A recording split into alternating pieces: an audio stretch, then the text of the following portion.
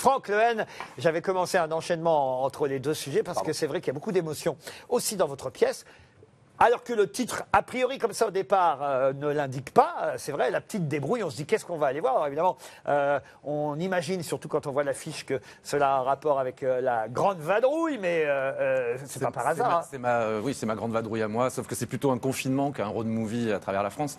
Mais oui, il y a la référence évidemment à De Funès et Bourvil sur l'affiche, cela va de soi, mais ça n'a rien à voir avec la grande vadrouille. Moi, je vous reproche un petit peu, parce que j'adore d'ailleurs, j'ai beaucoup aimé votre pièce et aussi Gaël, mais je trouve justement que le titre de votre pièce nuit à votre pièce.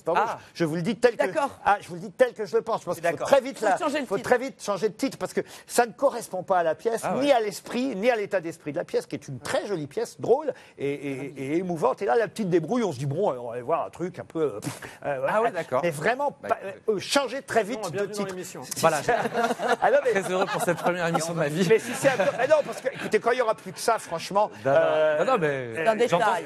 C'est un détail, mais ça compte un titre parce qu'on pense qu'on va aller voir quelque chose et ça ne correspond pas forcément à ce qu'on va aller voir. Et la pièce réunit 3 personnages sur scène. C'est vous qui l'avez écrite. Vous jouez un des 3 personnages qui est un Zazou. Ça se passe pas dans la guerre et ce Zazou va se réfugier dans un asile, on peut dire désaffecté, dans le nord de la France, en Picardie pour être précis. Voilà. Il va être recueilli par Paul, qui est un handicapé moteur qui a survécu donc dans cet hôpital. Et vont les rejoindre ma cousine Michel, une paysanne picarde, un petit peu adoratrice de Pétain. Et, un petit peu beaucoup. Surtout en 42, mais elle va évoluer, on va la voir jusqu'à la Libération. Et voilà, donc on va suivre leur confinement de 42 à la Libération. Ils sont géniaux d'ailleurs, vos camarades. Vous êtes très bien dans le rôle du Zazou qui chante. Qu'est-ce que vous chantez la chanson? Je chante Le Trou de mon quai. Voilà, Le Trou de mon quai. Le titre est adapté finalement. Non, ça, je suis pas certain évidemment que Thibaut qui est là-haut connaisse cette chanson Le Trou de mon quai, mais peut-être qu'on demandera à Franck tout à l'heure de nous en interpréter un extrait. Vous connaissez pas Le Trou de mon quai? Non, mais c'est un joli titre. Je suis pas sûr non plus. Je suis pas sûr non plus. Non, mais justement, il est Zazou, il cache un peu son homosexualité. Et en cette période de guerre, évidemment, c'est compliqué parce que, voilà, c'est aussi une cible, évidemment. En fait, c'est 3 minorités que je représente pendant la guerre. C'est des gens qui sont souvent invisibles, je trouve, dans l'histoire. On raconte toujours un petit peu, bon, il y a les collabos, les nazis.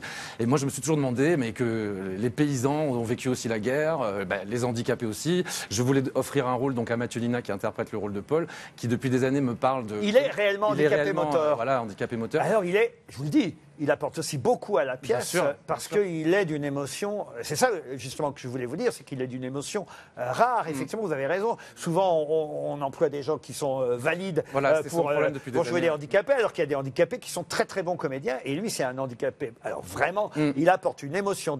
On a, on va dire, les 40 premières secondes, on se dit, est-ce que c'est un acteur qui joue avec cette voix souvent, les gens nous disent au salut, donc il l'est vraiment. Mais ça apporte tellement, parce qu'on sent évidemment la sincérité derrière ça.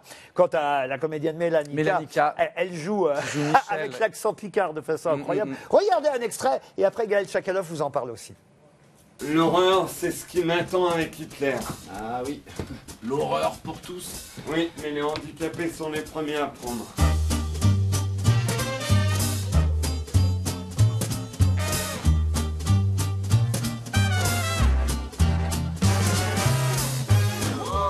Dieu, c'est un déserteur. Je suis un Zazou en fuite et j'emmerde cette guerre, voilà. Comment tu fais, toi, pour jamais te faire contrôler moi, il pense tout le temps que je suis bourré.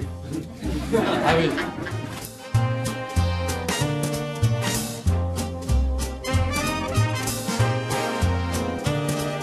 Moi, j'avais jamais vu de juif avant la guerre. Qu'est-ce que t'en sais? T'en as peut-être croisé sans le savoir. Bah oui, t'as raison, parce qu'en fait, ils sont comme nous. Attends, tu pensais qu'ils ressemblaient à quoi? Mais tu devais pas plutôt nous ramener une dinde? C'est à la Divine Comédie. Allez voir ce trio incroyable sur scène parce qu'ils sont vraiment émouvants et drôles. Ça s'appelle La Petite Débrouille. Bravo à la metteuse en scène Coralie Barou. D'abord parce que c'est elle qui a insisté auprès de moi pour que je vienne. Ça fait à peu près 6 mois qu'elle ne me lâche pas pour que je vienne à la Divine Comédie. On n'a pas d'attaché de presse, c'est La Petite Débrouille. Vous avez raison, c'est La Petite Débrouille. Et elle a bien fait parce qu'on est très content d'en parler. Mais quand je dis bravo à elle, c'est surtout que combien ça fait la scène de la Divine Comédie? Je n'ai pas les chiffres, mais on a répété chez elle. Elle nous mettait des scotch effectivement chez elle dans son elle a appartement. réussi à faire une mise en scène. Ah, c'est un studio. Voilà, c'était trop grand chez elle. C'est ça qui est fou. Elle réussit à nous faire vivre cette pièce. Et vraiment, elle a fait des recherches. Elle s'est investie dans le un projet. minimum Elle allait de faire les mètres carrés. brocantes. C'est elle qui coud les costumes. Non, mais vraiment, on est. Ah non, mais bravo pour son travail et le vôtre. Tellement ça me rappelle nos débuts. Enfin, c'est ça, quoi. T'as les copains qui faisaient les costumes, tu te débrouillais. Hein. Bah là, en fait, ça fait 4 ans. des bons moments. Hein. Ah oui, moi j'adore ça. Le chemin est aussi important que. Et donc nous, ça fait 4 ans qu'on présente cette pièce à des théâtres. On nous dit que c'est super, personne produit ou veut récupérer la pièce, etc. Donc on est resté comme en équipe malgré tout, évidemment. Comment ça récupérer la pièce, par exemple? Avec d'autres comédiens. Non, mais des directeurs qui veulent faire la mise en scène, et alors qu'on est déjà metteur en scène. Oui. Bon, c'est des choses qui arrivent. Voilà. Gaël Tchakaloff, un mot sur la petite débrouille. C'est une pièce qui mérite vraiment justement d'avoir un public plus large que cette petite salle. C'est le but. C'est une pièce subtile, profonde. On pleure beaucoup. Moi, j'ai beaucoup pleuré. On rit énormément. Il y a des passages de comédie musicale où on a envie de danser avec vous. Vous pleurez aussi sur scène à la fin, et donc ça nous donne envie de vous prendre dans nos bras. Enfin, vraiment, c'est une pièce sur le jeu des apparences. Je ne sais pas si vous partagez mon point de vue, Laurent. Chacun des 3 personnages. Jamais, sachez-le, jamais. Chacun des 3 personnages, le fait d'être tous les 3 enfermés, confinés ensemble, va se modifier. En fait, il y en a un, le Zazou, qui fait croire qu'il est un soldat blessé. Finalement, il va assumer beaucoup plus avant son homosexualité. Il y a cette dame avec un handicapé et une femme, ça doit pas être évident quand même. Cette dame qui est péténiste, mariée, qui perd son mari, qui est en fait très heureuse de perdre son mari, qui va s'affranchir totalement. Et le handicapé moteur qui va trouver une utilité à sa vie, un sens à sa... va se trouver utile pendant la guerre. Et au fond, donc c'est très intéressant. Oui, c'est le handicapé qui est le plus résistant des 3, finalement, on peut le dire. C'est lui qui a de la résistance. C'est très riche et très dual. Et je trouve que vous arrivez très bien à revêtir tout l'éventail des sentiments. Et vous nous emmenez complètement là-dedans. Et en même temps, c'est extrêmement joyeux parce que vous dansez, vous chantez, vous dites n'importe quoi par moment. Tout ça sur des sujets qui sont quand même calamiteusement graves. Et c'est prolongé jusqu'au mois de mai prochain. Oui, ça y est, donc ça, il faut aller sur une scène plus grande. Produisez-moi. Vous allez trouver un producteur. Alors pourquoi? Alors attendez, parce que Coralie Barraud, elle peut bien trouver un producteur. Quand même. Ça y est, c'est en cours, c'est en cours. Elle appelle bien les gens, elle peut quand même. Elle a appelé tout le monde, mais moi aussi. Les producteurs. Non, voilà. Je produis pas de théâtre alors. Voilà. Non, mais on parle de l'adaptation du film. Après, on est connu, on est célèbre, on a des femmes, de l'argent, des voitures. Vous en êtes pas là-dedans. Ah oui, d'accord. Restez tranquille. Il faut dire quand même, attention, c'est que vous, en tant qu'auteur et acteur, vous avez déjà signé quelques succès au théâtre. On me connaît pas parce que je suis que sur scène. Donc moi, d'ailleurs, quand le confinement est arrivé, je me suis dit qu'est-ce que je vais faire. Je ne suis que sur scène. Il y a eu Les Homos préfèrent les blondes. Pendant 3 ans. Pendant 3 ans. Bonjour Ivresse. Pendant 12 ans. D'accord. Et que je.